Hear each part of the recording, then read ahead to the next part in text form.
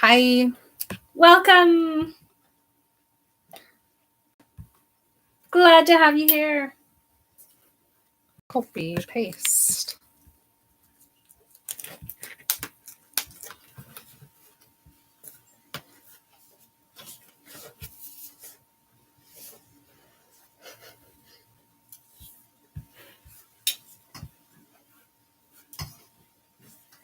Hey, kitty. There Where we is the go. kitty?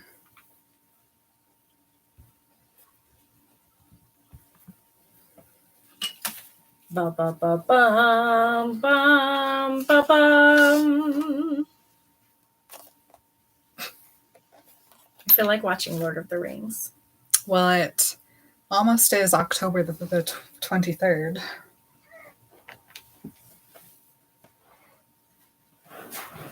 Is that the day that Bilbo leaves the Shire? No, that's the day that Frodo wakes up in Rivendell after being stabbed. It's October the 23rd. Okay, October the 23rd. That's when we need to watch it. Mm-hmm. We are. At Rachel's house. What time? The 23rd. Oh, it's a 24th in the thing, but we're doing it the night of the 23rd. Is that a Saturday? It's a Saturday Eve. Can I invite myself? Yeah. Okay. Pretty sure Rachel wouldn't mind. No, and we're making Mare watch it, so it'll be her first time. She's not that happy about it, but little does she know. We were dumb and we missed September the 21st. Mm-hmm. Is that the day of the birthday party? A millionth and 11th birthday by now. Bilbo and Frodo's birthday, to be exact. Let's see. What is Hannah back? Who is that? Oh, that's Paula. Hi. Hi, Paula. How's your baby? Good afternoon. Oh, come here. Come here. Boy. She's mad. Okay, I need Ginny. Not Ginny and Georgia. Harry Potter. That's the one. Ginevra. Ginevra or Ginevra? Ginevra? The Ginevra. Mm-hmm. Oh, that's beautiful. Mm-hmm. Come here. Come here. I had my kids watch a little bit of Marcel the Shell the other day. Good. And when she's got her little dust bunny attached to a string and she's like, it's her dog, and it gets stuck under the door and she's like, come here, oh, come here. That's what I just did to me halfway. So much to Marcel the Shell. She's all I too would use a Dorito as a hang glider. Would you use a toenail as a ski? I don't go skiing. Would you use a pencil as a pencil? What in the world? It's just really big. Is this article starting us off? Oh no! Are we getting a live? We are. All right. Well, let's just get this started then. Hi, everybody. Hi, everyone. My name is Marin. My name is Emily. And we are Remember Harry Potter. On this week's episode of Remember Harry Potter, we are discussing everybody's, and I mean everybody's, witch girlfriend, Ginny Weasley, or as I will now always refer to her, Ginevra Weasley. Ginevra. Do you know this lie that this article starts off by telling me? No, but I can't wait to hear it. So it says Ginevra, Molly, in quotes, Ginny Potter, née Weasley. Excuse me. Occasionally known as Gin by Harry Potter. No one once ever calls her Gin. Never has Harry looked over at her and been, hey Gin, no. Would you get me a butterbeer? Why is this trying to lie to us? Ginny is already her nickname. He's like, Gin, butterbeer, please. She's like, don't ever call me Gin again, you idiot. It's Ginny. That's Ginny, short for Ginevra. So you either call me Ginevra or Ginny, and that's it. Don't talk to me. Gin, Ew. Please. Anyway, we're back on harrypotter.fandom.com, who for the very first time in our lives has lied to us. I feel let down. I feel like I can't trust it anymore. A little bit betrayed. Okay, Ginny was born on the 11th of August, 1981 to Arthur and Molly, as we know, and was the first girl born into the Weasley family in a long time. So wait, is she a Leo? August, I think so. Wow. Okay. Yeah. She has 6 older brothers, and during the community that she grew up in was at the height of the First Wizarding War. Hold on, I'm looking up Leo to make sure. I don't want to say the wrong sign for our girl.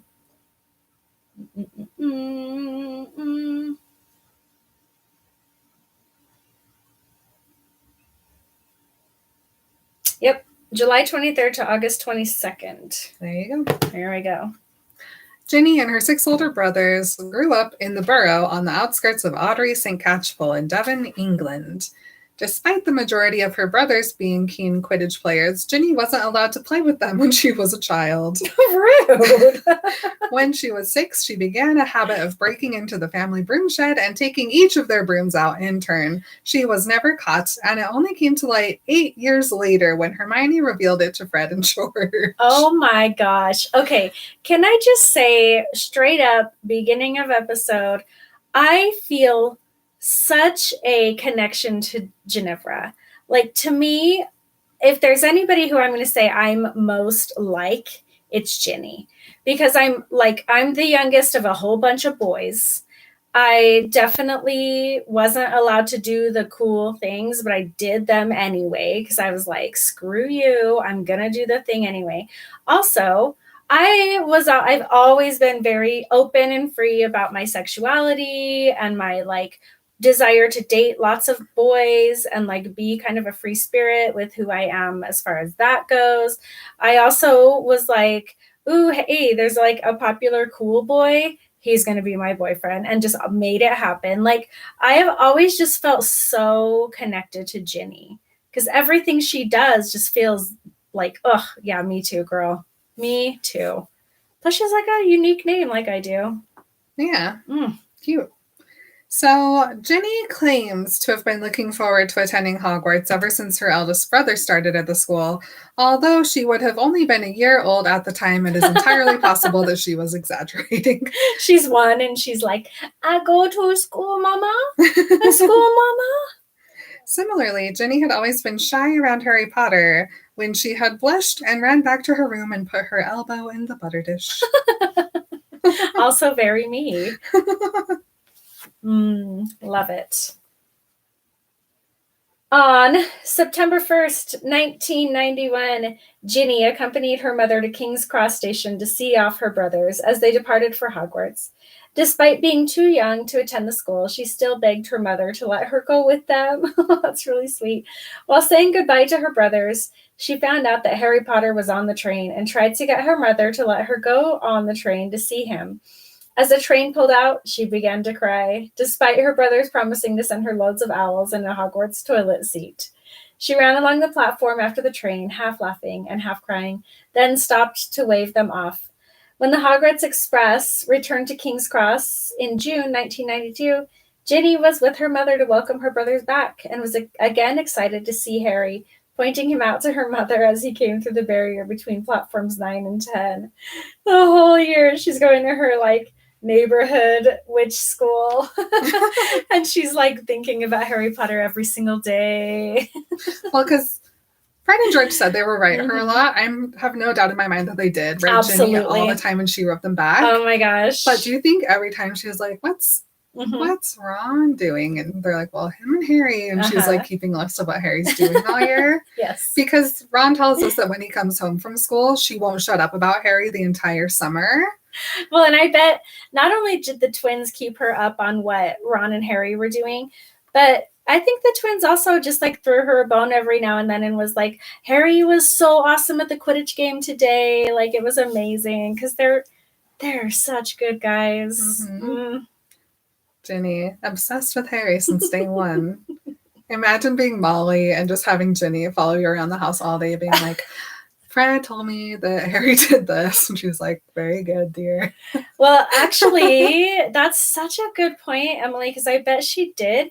And I bet part of all of this happening in her world was what made her be like, I will make this boy my son. He needs a family. And I knew his parents, and I know the whole story, and I know everything that happened. And now that he's in our life permanently, he's just gonna be my son now. I love that. That's so sweet. Well, and it also makes more sense why Ginny would write in the diary about Harry, because she's so used to writing about Harry all the time anyway in her letters. It's true. And her other journal, I'm certain. Gosh, it's true. Holy crap. Okay. Was that a hiss, Malfoy? It was a hiss and a baby chomp. Hey. It didn't even hurt. Malfoy. It didn't even hurt. You're so rude. After seeing Harry at King's Cross. After seeing Harry at King's Cross, Ginny developed feelings for him and talked about Harry all summer. When Harry arrived at the Burrow after being rescued from the Dursleys by Ron, Fred, and George, she became extremely shy in his presence. On their first meeting, she came down for breakfast to find him sitting at the table. Startled, she retreated back to her room and stared at Harry as he passed her bedroom on his way to Ron's. Ginny became extremely clumsy around Harry and had a habit of knocking things over when he entered a room. On their day, their Hogwarts letter arrived. She blushed a deep red and knocked over a porridge bowl with a loud clatter and put her elbow in the butter dish when Harry asked her if she was starting at Hogwarts. It's so sweet, too, because Harry didn't acknowledge it. He didn't bother her. He didn't tease her about it. He's just a sweet boy, too. Mm-hmm. One brown eye looking out the door. Ginny traveled to Diagon Alley with her family to buy her school supplies, and her excitement at finally going to Hogwarts was tempered by the fact that, due to the Weasleys' financial situation, she would have to make do with a lot of secondhand products, including her books and robes. In Flourish and Blotts, however, she became the owner of a brand new set of Gilderoy Lockhart's collected works. Harry, having been given them by Lockhart as a publicity stunt, gave them to her, since he could afford a set of his own and was embarrassed by what Lockhart had done. With this act of kindness and recognition, Ginny finally spoke in front of Harry. Oh, this is such a great moment, too. Standing up to Draco Malfoy when he started to insult him. Draco was with his father, Lucius, and the elder Malfoy took the opportunity to insult the Weasley family for associating with the Muggle parents of a Muggle-born witch, Hermione Granger, and, in his eyes, being a disgrace to wizards. During his tirade, he managed to slip Tom Riddle's diary into Ginny's battered secondhand copy of A Beginner's Guide to Transfiguration. Okay. Ginny started at Hogwarts on 1 September 1992 and was sorted into Gryffindor House like all the Weasleys before her. She discovered Tom Riddle's diary in amongst her school things and, unaware of the diary's true nature, began writing in it. Now, we haven't gotten there yet in the book. I disagree that she didn't find the journal until she goes to Hogwarts.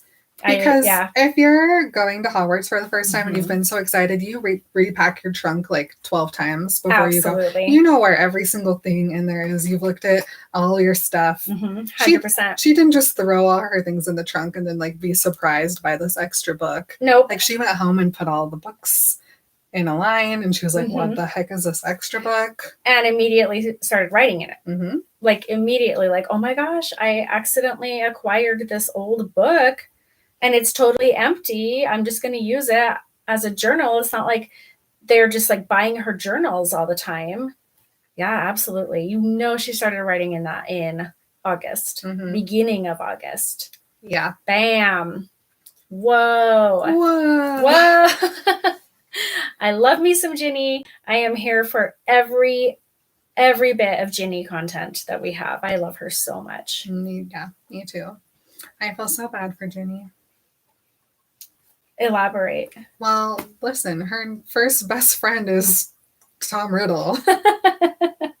Honestly, truly and is. He sweet talks her real good and real into some bad situations. Yeah, and she's little. She's only 11 when all that happens. Like, that is, like, immediate trauma.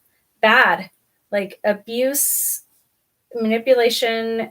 She's getting into shit she should not be involved in. And I'll tell you what, she remembers all that stuff. Yeah. Well, and I also just think about how, like, obviously her parents knew about it, and I'm sure they talked to her about it, but I guarantee most of that conversation was, you should have been smarter than this, you know, not to talk to things that you can't see where their brains are and that they're not human, like over and over. And she's just like, I know. Speaking of somebody who is exactly Ginny's age, I know that's what was happening. It was not a matter of like, oh, I'm sorry this thing happened to you and you were taking advantage of. It was you should have done things differently. You should have been more careful. You should have been smarter. And that's the way it was in the 90s when you were a teenage girl and you made a mistake. You got blamed 100%. And I know from personal experience that it is, you get blamed. So yeah, I do too. I feel bad for her too. Poor Ginny. Right now she's scoping out the chickens. She's looking at the pumpkins. She's just following Harry around trying to see what he's doing all day long. Do you think that Tom Riddle ever showed Ginny any memories like he shows Harry? He's like, step into my boudoir. Yes. I'm sure he did. Ew. He was a bad guy. And you know what? A lot of the fanfic that I've heard from our friend Riley doesn't seem like far off from how Tom Riddle would actually be. He would do anything to make you feel like you were his friend in order to take full advantage of you. And so I'm sure he showed her some memories that were inappropriate for an 11-year-old girl to be seeing. Oh, Ginny. I know. She needs... Maybe when she got closer to Hermione, they talked about it. I hope so. She needs someone to talk to. Oh my gosh. That's not Tom Riddle. You know who it is, though? Luna. Oh, yeah. Luna and Ginny get real close, and I think that's probably the best case scenario that could have happened. I can also see Ginny talking to George. Absolutely. Oh my gosh. I love Ginny. This is great. Woo! Yay, Ginny. Excited. Oh, yeah. All right. Okay. Anything else? No. All right, you guys, we're going to go record our Patreon only video episode. Comes out every week. We have a main episode and we have a video episode that comes out for just our patrons. So if that sounds like something you want to watch, which you want to watch it, come on over to the Patreon, give it a watch. And until then, let's create something magical together. Bye. Bye. Oh, Meowfoy. I gotta move again. And you're not gonna like it. Sorry, Meowfoy. Gosh, we're so rude. I know. Get in your way. Zip. Was it a loud noise on there? Oh,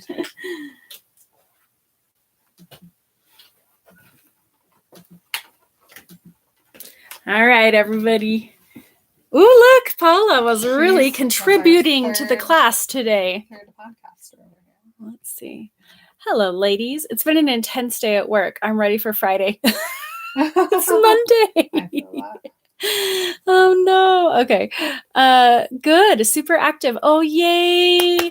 I feel like she's growing by the day because that's how I feel. Yes, you will feel that way until you deliver her. But that active feeling, the only good thing about pregnancy as far as I'm concerned. I can't believe how lovable Meowfoy lately is. Yeah, it's because she got all of her mats cut out. And she's so lovable lately. She just will let me give her all the scritches and scratches I want. Jin, yeah, seriously, not good. Lockhart, bleh. I feel like the movies don't do justice to Ginny's strong character. I agree. Unless you're like me and hate packing no matter what and just throw whatever and everything together. I know Emily and I are both very much like, it's 3 months before school is starting. I must all my binders, gather everything. Tabs are filled out. The things are in. The pencils are in. Yeah. The things are. How are they going to fit in the bag? I mean, I know that is like a lot of people, but that is definitely our experience individually and collectively. So, yeah, I guess that's where we're coming from.